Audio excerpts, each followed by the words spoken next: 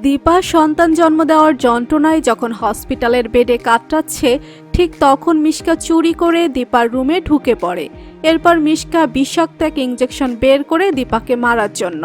মিশকা বলে, দীপা, তোর আর সূর্যের মধ্যে আজ থেকে সব সম্পর্ক এখানেই ক্লোজ। আজ থেকে সূর্য এবং আমি বেশ সুখেই থাকবো। এতদিন তোর জন্য সূর্যের সাথে আমার ভালোভাবে সম্পর্ক হয়ে উঠছে না। আমাদের মধ্যে একমাত্র পথের কাঁটা তুই দীপা। আজই তোর শেষ দিন।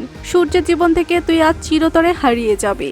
এই বলে মিশকা যখন দীপার শরীরে ইঞ্জেকশন পুশ করতে যায়, ঠিক তখন সেখানে তবলা এসে হাজির হয়। তবলা দেখতে পায় মিশকা দীপাকে ইঞ্জেকশন পুশ করতে যাচ্ছে। এরপর তবলা মিশকাকে বলে, মিশকা, তুই কোনোভাবেই দীপার ক্ষতি করতে পারবি না। আমি জানতাম তুই এখানে আসবি, তাই আমি তোকে অনেক সময় ধরে ফলো করে আসছি। ঠিক তুই যখন দীপার রুমে ঢুকলি, আমিও তোর পেছনে ঢুকে পড়লাম।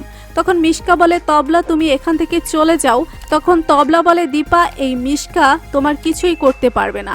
আমি বেঁচে থাকতে তোমার কেউ কোনো ক্ষতি করতে পারবে না। এরপর মিশকা তবলার সাথে বেশ জোরাজোরি করে সেখান থেকে পালিয়ে যাওয়ার জন্য।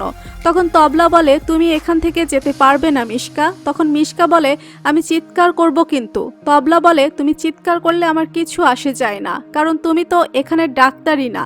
তখন মিশকা তবলাকে বলে, প্লিজ আমাকে যেতে দাও। তবলা বলে, আমি তোমাকে এখান থেকে যেতে দিলে তুমি আবার আসবে দীপাকে মারার জন্য, বরং আমি তোমাকে নিয়ে যাই।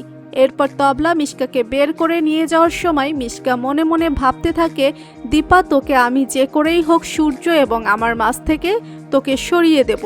মিশকা সেখান থেকে বাড়িতে ফিরে এসে গোপনে দীপাকে মারার জন্য প্ল্যান করছে। ঠিক তখন পেছন থেকে রূপা সবগুলো শুনতে পায় যে মিশকা তার মা দীপাকে মারার পরিকল্পনা সাজাচ্ছে। তখন রূপা মনে মনে ভাবতে থাকে, যেভাবেই হোক এটা অর্জুন আঙ্কেলকে বলা উচিত। একমাত্র অর্জুন আঙ্কেল আমার মাকে বাঁচাতে পারবে। এরপর রূপা সোনাকে নিয়ে অর্জুনের কাছে চলে যায়।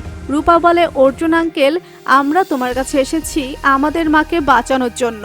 তখন অর্জুন বলে, কি হয়েছে তোমাদের মায়ের? এরপর রূপা সবগুলো খুলে বলে অর্জুনকে।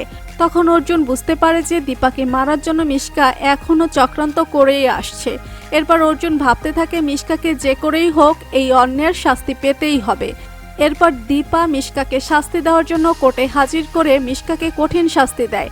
হ্যাঁ বন্ধুরা, অনুরাগের ছোঁয়া ধারাবাহিকের আগামী পর্বগুলোতে আপনারা ঠিক এমনটাই দেখতে চলেছেন। পরবর্তী আপডেট পেতে আমাদের চ্যানেলটি সাবস্ক্রাইব করে পাশে থাকবেন। ধন্যবাদ।